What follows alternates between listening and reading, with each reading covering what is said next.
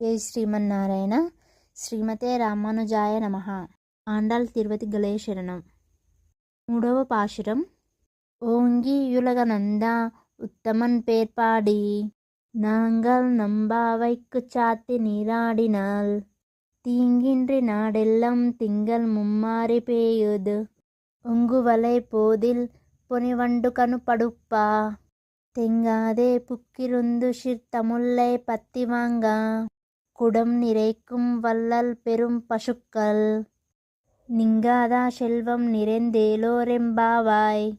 దీని యొక్క అర్థము, ఈ వ్రతానికి ప్రధాన ఫలము శ్రీకృష్ణ సంశ్లేషమే అయినా దీనిని చేయటానికి అనుమతించిన వారికి కూడా ఫలితం కలుగుతుంది. బలిచక్రవర్తి నుండి 3 అడుగుల దానాన్ని పొందిన శ్రీకృష్ణ పరమాత్మ అత్యంత ఆనందాన్ని పొంది ఆకాశమంతా కెత్తుకెదిగి 3 లోకాలను కొలిచాడు.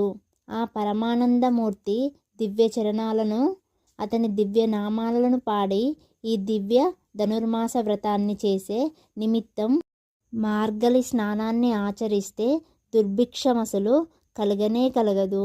నెలకు 3 వర్గాలు కురుస్తాయి. పంటలన్నీ త్రివిక్రముని వలె ఆకాశమంతా కెత్తుకెదిగి ఫలిస్తాయి.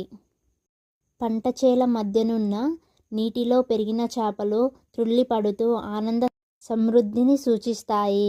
ఆ నీటిలో విరిసిన కలువలను చేరిన భ్రమరాలు అందలి మకరాందాన్ని గ్రోలి మత్తుగా నిద్రిస్తాయి. ఇవన్నీ సమృద్ధికి సంకేతాలే.